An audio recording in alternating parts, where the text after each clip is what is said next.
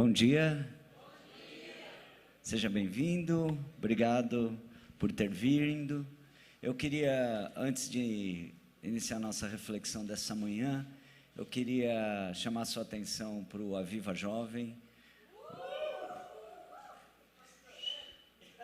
E aí, mano, beleza? Se ele não fala, não ia saber que era eu, né? Abração, fica com Deus. E é sábado que vem e o convite é para todo mundo, tá? Esteja aqui, para toda a igreja. Sei que é o jovem há mais tempo. Se você tiver algum jovem aí que está precisando de ajuda, traga aqui para conhecer a nossa comunidade, para que a nossa comunidade o conheça, para que ele seja tocado pelo nosso Deus e para que, quem sabe, ele escolha andar com esse Deus que a gente escolheu para a nossa vida. Amém? Amém? Eu queria convidá-lo nessa manhã. Não, né? Nós vamos iniciar uma nova série de mensagens que chama-se Preparando o Caminho, tá? E essa série de mensagens, ela é a expressão de um desejo, e mais do que um desejo, de uma identificação, de uma necessidade que nós temos no nosso tempo, de um momento em que Deus venha sobre nós e se derrame sobre nós de uma maneira intensa, de uma maneira que a gente pensa nos nossos melhores sonhos e desejos, e que na linguagem do crente chama um tempo de avivamento, né? E esse é o nosso desejo, que Deus venha sobre nós de uma forma que impacte a nossa comunidade, impacte a nossa vida, mude a história da nossa comunidade, mude a história da nossa vida. E exatamente o tema é Preparando o Caminho. E a gente vai, ao longo da mensagem dessa manhã, tornando mais claro o que a gente pensa. Eu queria convidar você a ligar sua Bíblia, ler aqui comigo, Evangelho de Mateus. Eu vou no Mateus capítulo 3.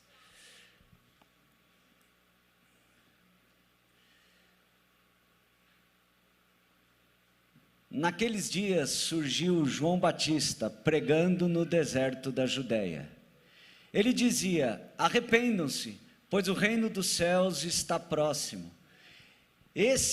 O João Batista, é aquele que foi anunciado pelo profeta Isaías: voz do que clama no deserto, preparem o caminho para o Senhor, façam veredas retas para ele. As roupas de João eram feitas de pelos de camelo, e ele usava um cinto de couro na cintura. O seu alimento era gafanhotos e mel silvestre. A ele vinha gente de Jerusalém, de toda a Judéia e de toda a região ao redor do Jordão. Confessando os seus pecados, eram batizados por ele no rio Jordão. Quando viu que muitos fariseus e saduceus vinham para onde ele estava batizando, disse-lhes: apagou, hein? Raça de víboras, quem deu a vocês a ideia de fugir da ira que se aproxima? Deem fruto que mostre o arrependimento. Não pensem que vocês podem dizer a si mesmos: Abraão é nosso pai, pois eu digo que dessas pedras Deus pode fazer surgir filhos a Abraão. O machado já está posto à raiz das árvores, e toda árvore que não der bom fruto será cortada e lançada ao fogo.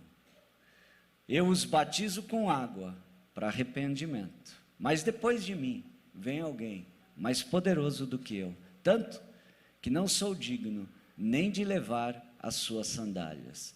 Ele os batizará com o Espírito Santo e com fogo. Pai, fala conosco nessa manhã. Deixa a gente ouvir a sua voz, e só a tua voz. Aquieta o nosso coração. Mas mais do que isso, coloca sentido na nossa vida. Coloca um gosto novo na caminhada dessa vida. deixa a gente te perceber nessa manhã, se movimentando entre nós, para que a nossa vida se encha da tua presença, da tua vida e da tua glória, em nome de Jesus. Amém. Bom, como eu disse, a gente identificou que talvez seja o momento em que a gente precise de um mover de Deus entre nós, de uma atuação poderosa de Deus entre nós, que Deus se derrame sobre nós, que Deus toque a nossa comunidade de uma maneira intensa, como a gente não tem experimentado nesses últimos tempos. E aí, a gente identificou que é disso que a gente precisa, e é disso que muito se precisa na igreja brasileira, mas a gente está preocupado nesse momento com a nossa comunidade aqui na Vila Carrão. Nós queremos um mover de Deus, um tempo de avivamento para a nossa comunidade. E aí, a pergunta que a gente faz é: como que a gente se comporta quando a gente identifica que precisa de um derramar de Deus sobre nós, que a gente quer este derramar? Como que a gente se comporta entre o momento em que a gente identifica, o momento em que a gente quer, passa a querer, o momento em que a gente passa a desejar este Deus mais intensamente presente entre nós? Como que a gente se comporta? O que a gente faz? Cruza os braços e fica esperando, né? O que a gente faz? Quais são as atitudes? E parece que o povo judeu e os escritos dos evangelhos, eles têm uma boa ideia para a gente. Você já percebeu? A ideia aqui no texto que lemos do João Batista, e lá que nós vamos ver no Velho Testamento, em dois momentos pelo menos, lá no profeta Isaías e no profeta Malaquias, a ideia é que quando se identifica que se precisa da ação de Deus de uma maneira poderosa, gloriosa, no meio das pessoas, de uma forma que mude a vida das pessoas, o povo judeu não cruza o braço, ele diz: preparem o caminho para o Senhor. Entre a identificação e o momento em que a gente passa a querer, e o tempo em que Deus vem sobre o seu povo, Isaías, Malaquias e os textos dos evangelhos vão ensinar para você e para mim: preparem o caminho para o Senhor. Eu queria ler com você Isaías capítulo 40, alguns versículos. Começa lá: consolem, consolem o meu povo, diz o Deus de vocês. Por que consolem o povo? Porque o povo está no cativeiro da Babilônia, sofrendo pra caramba. E agora é um segundo estágio desse tempo do cativeiro, porque a Síria, lá do Ciro, os persas, o rei Ciro, ele está tomando a Babilônia. E o profeta percebeu que há um enfraquecimento da Babilônia, e ele diz: consolem, consolem o meu povo. E aí ele vai dizer: já foi o tempo em que esse povo pagou pelos pecados. E aí lá no versículo 3, por gentileza: uma voz clama no deserto, preparem o caminho para o Senhor, façam no deserto um caminho reto para o nosso Deus. Todos os vales serão levantados, todos os montes e colinas serão aplanados, os terrenos acidentados se tornarão planos, as escarpas serão niveladas, a glória do Senhor será revelada, e juntos todos a verão, pois é o Senhor quem fala.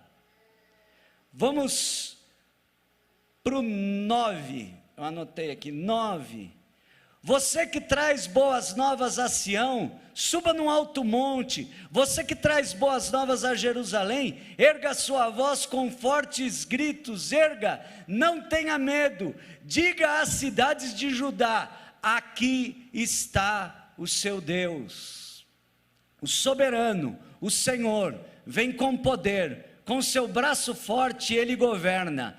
A sua recompensa com ele está, e seu galardão o acompanha. Como pastor, ele cuida do seu rebanho. Com o braço ajunta os cordeiros e os carrega no colo. Conduz com cuidado as ovelhas que amamentam suas crias. Agora vamos para o 25.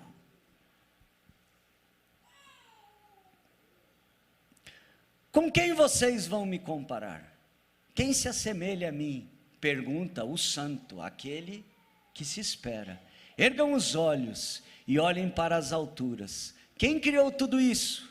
Aquele que põe em marcha cada estrela do seu exército celestial, e a todas chama pelo nome.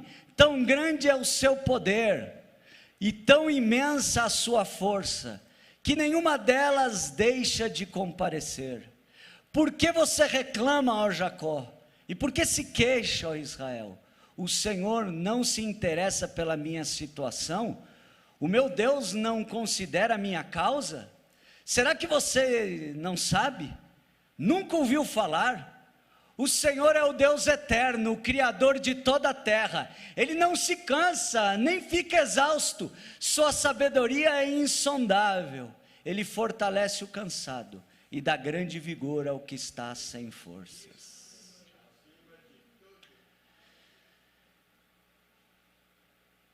Eu fiz questão de ler Isaías 40. Primeiro, para dizer que esse é o pensamento bíblico do que se faz. Se constrói um caminho. Se prepara um caminho. E a pergunta é: como se prepara o caminho? Construindo estradas direitas. Como se constrói o caminho? Endireitando a vida. Construindo a vida do jeito que Deus quer que a vida seja. Como que se prepara o caminho? Endireitando os caminhos tortuosos, aplainando a vida. Porque Deus quer uma vida bonita para você e para mim. Como que se constrói caminhos para o Senhor? É construindo a vida do jeito que Ele quer que a vida seja. É construir a vida do jeito que a gente consegue ver que a vida será quando a glória do Senhor se revelar em todo o seu esplendor e por todos for percebida. Se constrói caminho para o Senhor, endireitando a nossa vida pessoal, endireitando a nossa vida em sociedade. É assim que se constrói caminhos para o Senhor.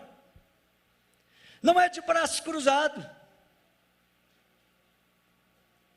Não é naquela, um dia Deus vai rasgar o céu e Ele vai soprar o seu espírito e como uma mágica vai vir um tempo de renovo. O pensamento do João não é esse. O pensamento do profeta Isaías não é esse. É Deus está aqui às portas. Deus está chegando. E quando Deus está às portas, a gente põe a vida em ordem. É isso aí. E aí a pergunta que a gente pode fazer é: como é que aplana caminho? Como é que endireita estrada? Como é que a gente pode endireitar a vida? Como é que se começa, ao menos, construir a vida do jeito que a gente quer, ou do jeito que a gente identifica que Deus quer que a vida seja. Como é que a gente constrói a vida? Mirando no tempo em que Deus e toda a sua glória estará revelada para todo mundo. João tem algumas ideias. Talvez não sejam as mais fáceis. Talvez não sejam as que a gente goste mais. Porque ele começa e diz: é preciso recomeçar do zero. É preciso mudar profunda e radicalmente a ideia e a compreensão que a gente tem sobre a vida. É preciso mudar radicalmente, completamente, totalmente a maneira como a gente está vivendo a vida. É isso que Jesus está dizendo para essa turma: pratiquem a metanoia, arrependam-se, convertam-se, porque Deus está às portas, e Ele está chegando, e se constrói caminho para Deus, e põe a vida em ordem, pensando a vida em outras categorias. E João, ele usa duas figuras muito jóias e muito fáceis de compreensão. Ele diz para a turma religiosa: vocês estão pensando o quê? Que vocês vão vir que nem cobras rastejando, tentando escapar, e vocês acham que dizer para vocês mesmos: somos descendência de Abraão, vai resolver o problema? Você acha que dizer e invocar os seus méritos, dizer que você é crente, que já aceitou Jesus, que já se batizou, que frequenta uma igreja, vai construir caminhos para Deus? João diz: não vai, não vai. É preciso sair da terra prometida, cruzar o Rio Jordão, ir lá para o deserto, onde a história do povo de Israel recomeçou, ir lá, repensar sobre a vida, olhar para dentro de si, ter a coragem de olhar para dentro de si, os seus anseios, os seus desejos, os seus medos, os seus traumas, as suas feridas, os seus descaminhos, olhar para dentro de si, e olhar com coragem, para ver que tipo de gente nos tornamos, olhar para dentro da gente com coragem, e ter a coragem de dizer: de toda a maldade que há nesse mundo, tem aí somado as minhas maldades, de toda a dor que há no mundo, tem a dor que eu causo, de todo o ódio que tem nesse mundo, tem o meu ódio, de toda a indiferença que tem nesse mundo, tem a minha indiferença. É preciso ter coragem e olhar lá profundo, lá dentro da gente, lá no mais profundo do nosso ser, e ver os nossos abismos, as nossas dúvidas a respeito da gente mesmo, a respeito do futuro e a respeito do próprio Deus, e encará-las. Mas isso não basta para João Batista, porque é preciso olhar para Deus, mas não é para esta imagem de Deus que a religião construiu e dominou. É preciso olhar para esse Deus que se revela no mais profundo do nosso coração, que se revela nas noites escuras, que se revela no tempo de dor. Esse Deus que fala a você e fala a mim no quarto escuro, onde a gente fecha a porta e ninguém mais nos vê, quando a nossa alma clama por algo e a gente encontra o eterno. É disso que João Batista está falando, é disso que eu e você precisamos. E nesse momento, se a gente quer, se a gente espera esse Deus que chega na história e transforma a vida, e transforma a igreja, e transforma as pessoas, é melhor a gente não se apegar a nenhum mérito religioso. É melhor a gente não se apegar a nada do que a gente conquistou, porque não tem mérito nenhum. É necessário. Pode prestar atenção aqui. É necessário ter coragem de reconstruir a imagem de Deus que construíram para você. Porque o Deus que chega na história é mistério absoluto. O Deus que chega na história é glória manifesta.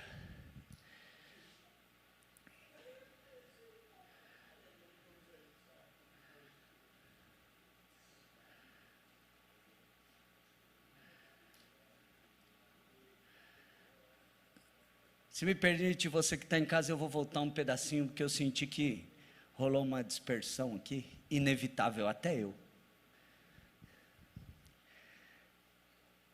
É preciso olhar para dentro de você com coragem.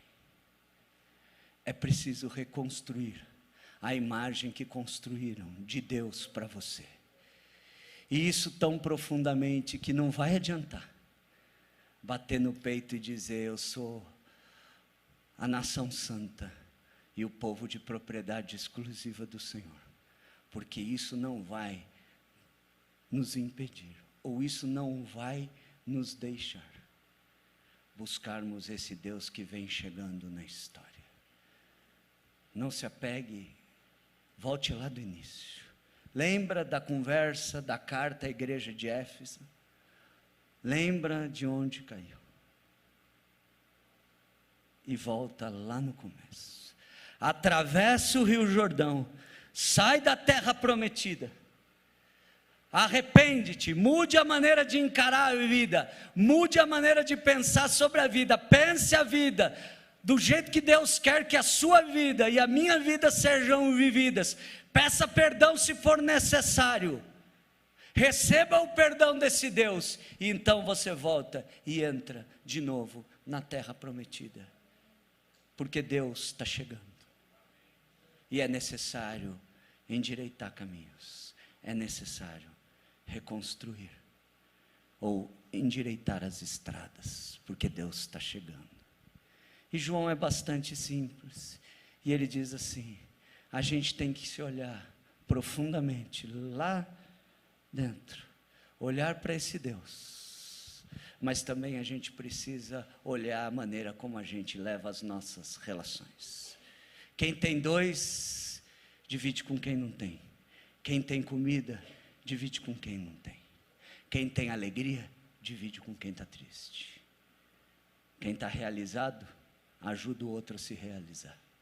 Quem está cheio de paz, divide paz. Quem tem pão sobrando, chama o outro para partilhar. Reconstruir a vida não na base da competição, não da base da rivalidade, mas na amizade, na cooperação, na partilha, porque o outro não é o seu adversário, o outro é o seu companheiro de caminhada.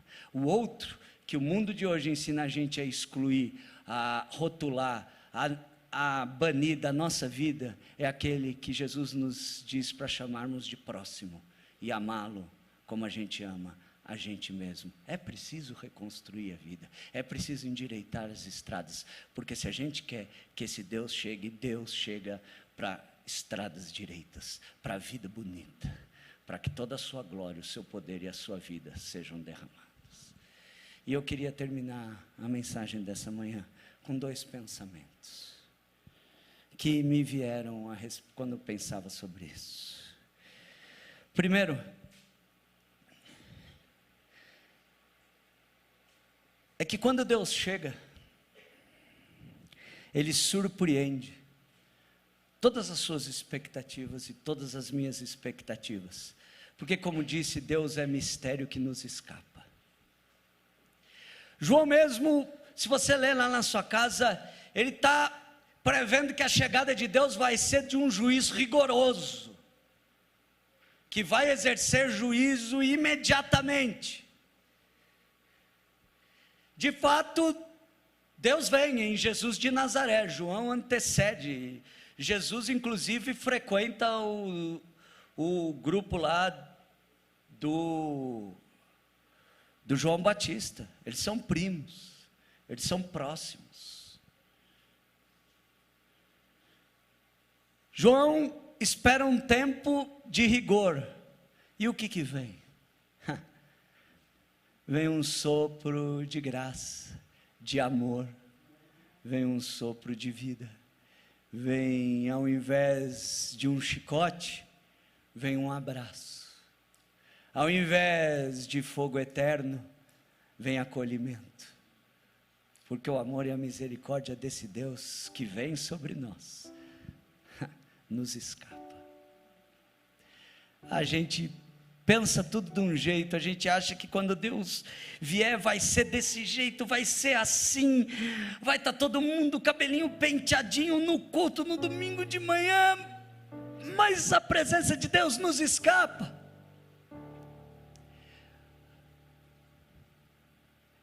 E Ele vem diferente. Ele vem reconstruindo a vida na sua casa. Ele vem botando a vida em ordem.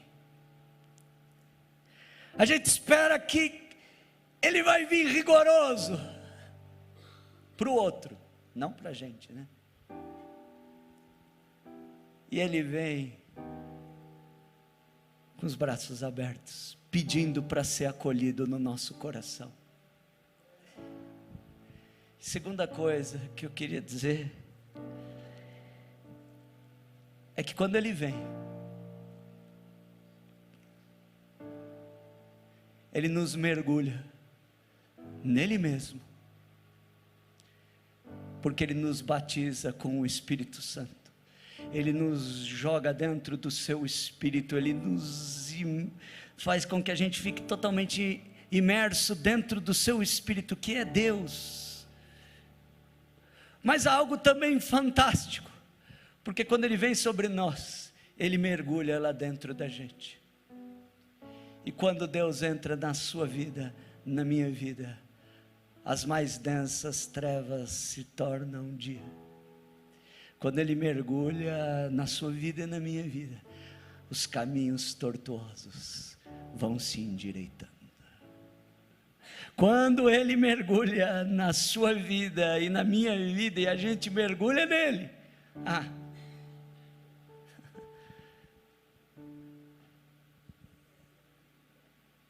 os relacionamentos vão entrando no eixo. O ódio vira partilha. O egoísmo não faz sentido. Oprimir, tirar do outro, dominar o outro. Quando a gente está cheio de Deus e Deus está dentro da gente, não faz sentido. A gente começa a dizer assim: eu vim para servir. Eu não vim para ser servido. Eu vim para dar a minha vida, para que a minha vida sirva, para que muitos sejam resgatados. Por isso que eu quero que Deus venha. Por isso que eu quero um tempo novo. Porque eu quero enxergar a glória de Deus. E que todo mundo veja. E que a minha vida e a sua vida sejam como a vereda do justo, como a luz da aurora, como a luz do dia, que vai ficando cada vez mais clara, até ser dia perfeito. Por que eu quero que Ele venha? Porque ainda não se revelou o que haveremos de ser por completo.